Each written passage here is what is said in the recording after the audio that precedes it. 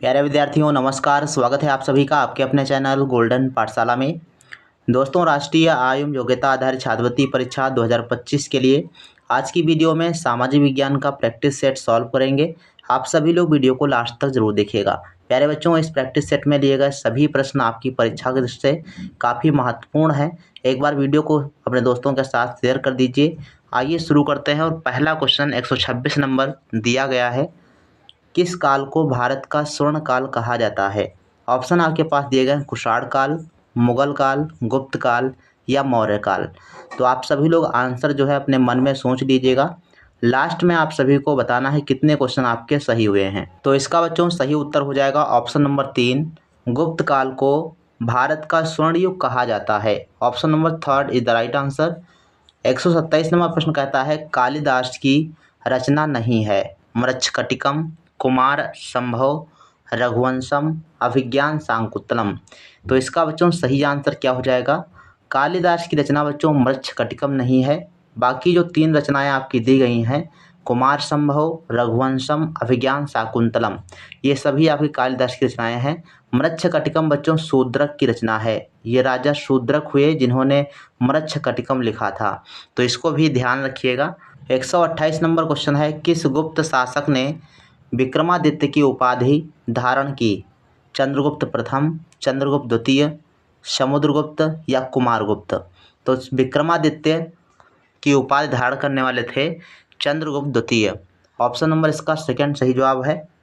ध्यान रखिएगा, समुद्रगुप्त को भारत का नेपोलियन भी कहा जाता है। ये प्रश्न आपसे पूछा जा चुका है। तो समुद्रगुप्त को भारत का नेपोलियन भी कहा जाता है। 129 नंबर प्रश्न है, गुप्त काल में मंत्रिपरिषद के सदस्यों को क्या कहा जाता था? मंत्री, उपरिक, अमात्य या फिर इनमें से कोई नहीं? तो गुप्त काल में मंत्रिपरिषद के सदस्यों को अमात्य कहते थे। ऑप्शन नंबर 3 इसका बच्चों सही जवाब हो जाएगा। बच्चों, हमने चैप्टर वाइज जो आपको करवाए हैं उनमें सभी प्रश्न ये हमने अच्छे से समझा के बताया हुआ है। तो आप लोग अगर बेहतर तैयारी करना चाहते हैं तो आप चैप्टर वाइज जो प्लेलिस्ट बनी है उसको आप ज़रूर देखें। 30 नंबर प्रश्न है, गुप्त काल के सिक्कों पर किस गुप्त शासक का चित्र वीणा बजाते हुए दर्शाया गया है? कुमारगुप्त, समुद्रगुप्त, स्कंदगुप्त या फिर चंद्रगुप्त प्रथम? तो बच्चों इसका सही आंसर है ऑप्शन नंबर सेकंड, समुद्रगुप्त को वीणा बजाते हुए दर्शाया गया है। 131 नंबर प्रश्न है, वराह मिहिर किस गुप्त शासक के दरबार के नवरत्नों में से एक थे? वराह मिहिर ये बच्चों चंद्रगुप्त द्वितीय विक्रमादित्य के दरबार में नवरत्नों में से एक थे। ऑप्शन नंबर फर्स्ट इसका सही जवाब हो जाएगा। 132 नंबर प्रश्न है, पुष्पभूति वंश को अन्य किस नाम से जाना जाता है? ऑप्शन है मौर्य वंश, वर्धन वंश, गुप्त वंश या इनमें से कोई नहीं? तो पुष्पभूति वंश जिसमें आपको हर्षवर्धन, प्रभाकर वर्धन, राज्यवर्धन आदि देखने को मिलते हैं। ऑप्शन नंबर इसका सेकंड सही जवाब है। ये वर्धन वंश के नाम से भी जाना जाता था। इसके अलावा क्वेश्चन नंबर 3 है, हर्षवर्धन द्वारा रचित नाटक नहीं है? रघुवंशम, नागानंद, रत्नावली, प्रियदर्शिका? तो इसका बच्चों सही जवाब हो जाएगा ऑप्शन नंबर ए, यानी फर्स्ट ऑप्शन सही है। रघुवंशम जो है ये कालिदास की रचना है, जबकि नागानंद, प्रियदर्शिका और रत्नावली ये हर्षवर्धन की रचना है। हर्षवर्धन के दरबारी कवि थे बाणभट्ट, इन्होंने हर्षचरित लिखा था। तो ये भी काफ़ी महत्वपूर्ण रचना है हर्षचरित, इसको भी याद रखेंगे, जो कि बाणभट्ट द्वारा रचित है। 134 नंबर प्रश्न है, नालंदा का विश्वविद्यालय प्रसिद्ध किसके राज्य में था? मतलब नालंदा का विश्व प्रसिद्ध जो विद्यालय था वो किसके राज्य में था? चंद्रगुप्त मौर्य, सम्राट अशोक, हर्षवर्धन या कनिष्क? तो इसका जो राइट आंसर है ऑप्शन नंबर 3, हर्षवर्धन के शासनकाल में नालंदा विश्वविद्यालय प्रसिद्ध था। इसके अलावा चंद्रगुप्त मौर्य के काल में अगर पूछेगा तो आपको तक्षशिला विश्वविद्यालय लगाना है, यानी तक्षशिला विश्वविद्यालय चंद्रगुप्त मौर्य के शासनकाल में था और हर्षवर्धन के समय में नालंदा विश्वविद्यालय।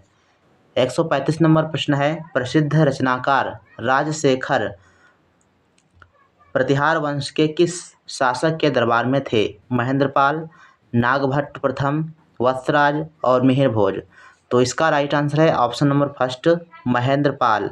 महेंद्रपाल और इनके पुत्र थे महीपाल। दोनों के दरबारी कवि ये हुआ करते थे राजशेखर।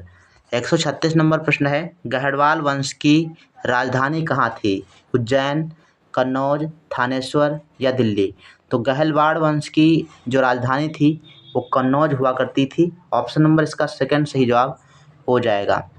137 नंबर प्रश्न काफ़ी महत्वपूर्ण है।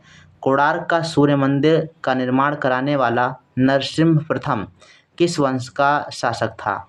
तो कोणार्क का सूर्य मंदिर किसने बनवाया है, ये प्रश्न आपसे पूछा जा चुका है। तो किसने बनवाया है? नरसिंह प्रथम ने बनवाया था। और ये किस वंश का शासक था? तो गंग वंश का शासक था। ऑप्शन नंबर इसका पहला सही जवाब हो जाएगा। 38 नंबर प्रश्न कहता है कि संसार का सबसे विशाल बौद्ध मंदिर किस देश में है? इंडोनेशिया, जापान, भारत या श्रीलंका? तो संसार का सबसे बड़ा बौद्ध मंदिर है बच्चों इंडोनेशिया में। ऑप्शन नंबर फर्स्ट इसका सही है। 139 नंबर प्रश्न कहता है कि थार के मरुस्थल की मुख्य नदी है चंबल, लूनी, गंडक या रावी? तो थार के मरुस्थल की सबसे महत्वपूर्ण नदी है लूनी। ऑप्शन नंबर सेकेंड इसका सही जवाब हो जाएगा। और यह नदी कहीं किसी सागर में जाकर नहीं गिरती है, बल्कि थार के रेगिस्तान में जाकर विलीन हो जाती है। तो ऑप्शन नंबर सेकेंड इसका सही है, लूनी नदी थार की एक प्रमुख नदी है। 140 नंबर प्रश्न है, विश्व में सर्वाधिक वर्षा वाला स्थान मासिनराम भारत के किस राज्य में स्थित है? मेघालय, असम, अरुणाचल प्रदेश या त्रिपुरा? तो इसका राइट आंसर बच्चों है ऑप्शन नंबर फर्स्ट, मेघालय में स्थित है। 141 नंबर प्रश्न कहता है कि भारत के अलग अलग क्षेत्र में अलग अलग तरह की वनस्पतियां पाई जाती हैं, इसके लिए क्या उत्तरदायी नहीं है? तो जो उत्तरदायी नहीं है उसको ध्यान देना है। जलवायु, उद्योग धंधे, मृदा या वर्षा? तो इसका बच्चों सही जवाब हो जाएगा ऑप्शन नंबर 2। उद्योग धंधे जो है ये उत्तरदायी नहीं होते हैं किसी क्षेत्र की जलवायु के लिए, जबकि जलवायु प्रभावित करती है कि किस प्रकार के उद्योग धंधे लगे होंगे। इसके बाद बच्चों क्वेश्चन नंबर 142 है, भारत में समुद्र से स्थल की ओर चलने वाली मानसूनी हवाओं को क्या कहते हैं? ग्रीष्मकालीन मानसून, दक्षिण पश्चिमी मानसून, एक और दो दोनों या इनमें से कोई नहीं? तो इसका बच्चों थर्ड ऑप्शन सही है, एक और दो दोनों आपका सही जवाब हो जाएगा। क्वेश्चन नंबर 143 कहता है कि भारत के प्रायद्वीपीय पठारी भाग में पुरानी चट्टानों के टूटने से किस प्रकार की मिट्टी का निर्माण हुआ है? लाल मिट्टी, काली मिट्टी, लाल और पीली मिट्टी या फिर लैटराइट मिट्टी? तो इसका बच्चों सही आंसर है ऑप्शन नंबर 3, लाल और पीली मिट्टी का निर्माण हुआ है। 144 नंबर प्रश्न है, रबड़ का पेड़ किस प्रकार के वन में पाया जाता है? सदाबहार वन, मानसूनी वन, पर्वतीय वन या दलदली वन? तो रबड़ का जो पौधा है बच्चों ये सदाबहार वन के अंतर्गत आता है। ऑप्शन नंबर इसका फर्स्ट सही जवाब हो जाएगा। एक बार सभी लोग फिर से जो है वीडियो को शेयर कर दीजिए ताकि ज़्यादा से ज़्यादा बच्चे जो है जुड़ सकें। 145 नंबर बच्चों कहता है, मैंग्रोव वन को और किस नाम से जाना जाता है? सदाबहार, दलदली, मानसूनी वन या इनमें से कोई नहीं? तो मैंग्रोव वन जो हैं वो तटीय क्षेत्रों में पाए जाते हैं, जो समुद्र किनारा होता है वहाँ पर मैंग्रोव वन पाए जाते हैं। तो ये दलदली क्षेत्रों में पाए जाते हैं। ऑप्शन नंबर सेकेंड इसका सही जवाब हो जाएगा। 146 नंबर प्रश्न है, जायद की फसलों की बुआई किस ऋतु में की जाती है? शीत, ग्रीष्म, वर्षा या शरद? तो जायद की जो फसलें हैं ये आपकी जब रबी की फसलें कटती हैं उसके बाद बोई जाती हैं, और रबी की फसलें कटती हैं गर्मी में। तो ऑप्शन नंबर इसका जो है सेकंड सही जवाब हो जाएगा। ग्रीष्म ऋतु में जो है ये बोई जाती हैं और ये वर्षा ऋतु के प्रारंभ में ही काट ली जाती हैं। इसके बाद बच्चों क्वेश्चन नंबर 47 है, कर्क रेखा के दक्षिण का भारतीय भाग किस कटिबंध में आता है? उष्ण कटिबंधीय, उपोष्ण कटिबंधीय या शीत कटिबंधीय? इनमें से कोई नहीं? तो कर्क रेखा के दक्षिण वाला भाग, तो दक्षिण वाला भाग बच्चों आता है उष्ण कटिबंधीय क्षेत्र में, और जो उत्तर वाला भाग होता है कर्क रेखा भारत के जो है बीचों बीच से लगभग गुजरती है। तो जो दक्षिण वाला भाग है उष्ण कटिबंधीय में जाता है, और जो उत्तर वाला भाग होता है उसे उपोष्ण कटिबंधीय क्षेत्र कहते हैं। 148 नंबर प्रश्न है, गुजरात, हरियाणा तथा पंजाब में किस प्रकार के वन पाए जाते हैं? वर्षा वन, मानसूनी वन, मरुस्थलीय वन या ज्वारीय वन?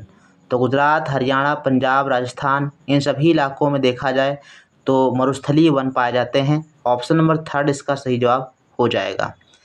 49 नंबर प्रश्न कहता है कपास की खेती के लिए उपयुक्त मिट्टी है जलोढ़, लाल पीली, लैटराइट या काली मिट्टी। तो कपास की खेती के लिए काली मिट्टी जो है काफ़ी महत्वपूर्ण होती है। ऑप्शन नंबर 4 इसका सही जवाब हो जाएगा। और कपास की खेती आपके गुजरात, मध्य प्रदेश, महाराष्ट्र आदि क्षेत्रों में की जाती है। 150 नंबर प्रश्न है गलत जोड़ा है, इसमें कौन सा गलत है ये आपको बताना है। सिमलीपाल राष्ट्रीय उद्यान कहाँ है? उड़ीसा में, तो ये आपका सही मिलान है। संजय गांधी राष्ट्रीय उद्यान महाराष्ट्र में है, ये भी आपका सही है। बांदीपुर राष्ट्रीय उद्यान कर्नाटक में है, ये भी आपका सही मिलान है। जिम कॉर्बेट राष्ट्रीय उद्यान ये उत्तराखंड में है और लिखा है उत्तर प्रदेश, इसलिए ऑप्शन नंबर 4 आपका गलत मिलान दिया गया है और यही आपका सही आंसर हो जाएगा। 151 नंबर प्रश्न है भारतीय संविधान का भाग 1 निम्नलिखित में से किससे संबंधित है? नागरिकता, मूल अधिकार, राष्ट्रपति, संघ और उसका राज्य क्षेत्र। तो भारत का जो संविधान का भाग 1 है ये संघ और उसका राज्य क्षेत्र जो है से संबंधित है। यानी अगर देखा जाए तो भाग 1 में जो अनुच्छेद फर्स्ट है वो कहता है कि भारत राज्यों का संघ होगा। तो संघ और उसका राज्य क्षेत्र ये संविधान के भाग 1 में दिया गया है। 52 नंबर क्वेश्चन है सत्य कथन है, कौन सा सत्य है ये बताना है। भारत राज्यों का एक संघ है, परिसंघ की स्थिति में केंद्र कमजोर तथा राज्य शक्तिशाली होते हैं, 1 और 2 दोनों, इनमें से कोई नहीं। तो इसका बच्चों सही आंसर है ऑप्शन नंबर थर्ड, 1 और 2 दोनों। 53 नंबर प्रश्न कहता है कि भारतीय संविधान के भाग 1 में कितने अनुच्छेद हैं? अनुच्छेद 1 से 4, 1 से 5, 1 से 8। तो भाग 1 में जो है अनुच्छेद 1 से लेकर 4 तक दिए गए हैं। ऑप्शन नंबर फर्स्ट इसका सही जवाब हो जाएगा। 154 नंबर प्रश्न कहता है भारतीय संविधान के अनुच्छेद 2 के अंतर्गत नए राज्यों को संघ में सम्मिलित करने तथा नए राज्यों की स्थापना का अधिकार किसे प्राप्त है? तो नए राज्यों को संघ में सम्मिलित करना और उस संबंधित नियम बनाना ये सारा काम करेगा संसद। ऑप्शन नंबर थर्ड इसका सही जवाब हो जाएगा, संसद is the right answer. 155 number प्रश्न है भारतीय संविधान के किस अनुच्छेद के अंतर्गत भारतीय संसद को किसी राज्य की सीमाओं में परिवर्तन करने की शक्ति प्रदान की गई है? अब वही प्रश्न आपका फिर से रिपीट हुआ है, बस पूछने का तरीका अलग है। तो 155 का बच्चों राइट आंसर हो जाएगा ऑप्शन नंबर 3, अनुच्छेद 3 के अंतर्गत ऐसा जो है हो सकता है। ऑप्शन नंबर 3 सही है। 156 नंबर प्रश्न है भारतीय संविधान के किस भाग में नागरिकता का वर्णन किया गया है? भाग 2, भाग 4, भाग 5 या भाग 10। तो भाग 2 में जो है भारतीय संविधान में नागरिकता का वर्णन किया गया है। तो ऑप्शन नंबर फर्स्ट आपका सही जवाब हो जाएगा, भाग 2। 156 का राइट आंसर है ऑप्शन नंबर फर्स्ट। चलिए, और इसके बाद प्रश्न संख्या 57, अधिवास द्वारा नागरिकता का उल्लेख संविधान के किस अनुच्छेद में किया गया है? 4, 5, 6 या फिर 8।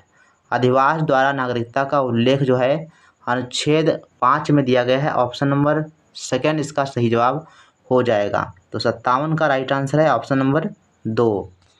158 नंबर प्रश्न है सत्य कथन है, कौन सा सही कथन है ये बताना है। भारत में एकल नागरिकता की व्यवस्था है, ये सही कथन है। अमेरिका में दोहरी नागरिकता की व्यवस्था है, ये भी कथन सही है। विदेशी नागरिकता धारण करने पर भारतीय नागरिकता समाप्त हो जाती है, ये बिल्कुल सही है। चौथा ऑप्शन है उपरोक्त सभी। तो जब 3 सही हैं तो चौथा वाला ऑप्शन सही होगा, उपरोक्त सभी। 59 नंबर प्रश्न है भारतीय संविधान के अनुच्छेद 11 के अंतर्गत नागरिकता के संबंध में विधि बनाने की शक्ति किसके पास है? विधि का मतलब है कानून बनाने का जो शक्ति है वो किसके पास है? संसद के पास, लोकसभा के पास, राज्यसभा या राष्ट्रपति के पास। तो नियम बनाने का, कानून बनाने का जो अधिकार है वो संसद के पास होता है। ऑप्शन नंबर फर्स्ट इसका सही जवाब हो जाएगा। 60 नंबर प्रश्न है भारतीय संविधान में नागरिकता से संबंधित अनुच्छेद कौन सा है? तो नागरिकता से संबंधित अनुच्छेद कौन कौन से हैं? 14 से 18 इसमें तो कर्तव्य दिए गए हैं, सॉरी अधिकार दिए गए हैं। 10 से 15, 5 से 11 या अनुच्छेद 5 से 12। तो अनुच्छेद 5 से 11 में जो है नागरिकता संबंधी अनुच्छेद दिए गए हैं। ऑप्शन नंबर 3 इसका बच्चों सही जवाब हो जाएगा 160 नंबर में। चलिए, तो ये बच्चों आपके रहे 35 प्रश्न जो सामाजिक विज्ञान से संबंधित थे। तो इन 35 प्रश्नों में से आपके कितने क्वेश्चन सही हुए हैं आप सभी लोग कमेंट सेक्शन में जरूर लिखिएगा। साथ ही आप सभी लोग जो है जो भी लाइव क्लासेज होती हैं उसमें आप ज़रूर जुड़ा करें, और रिकॉर्डेड वीडियो जो भी आती हैं उनको आप देखिए, क्योंकि हमारे वहाँ थोड़ी सी प्रॉब्लम ये है कि नेटवर्क की इशू रहती है। नेटवर्क की ज़्यादा प्रॉब्लम रहती है तो हम लाइव क्लास बहुत कम कर पाएंगे, लेकिन फिर भी आपको रिकॉर्डेड क्लासेज जो है पर्याप्त मात्रा में आपको देने का प्रयास करेंगे ताकि आपकी तैयारी बेहतर हो सके। तो आप सभी लोग चैनल पर बने रहें, चैनल का सपोर्ट करें। मिलते हैं फिर नेक्स्ट वीडियो में, तब तक के लिए धन्यवाद। जय हिंद, वंदे मातरम।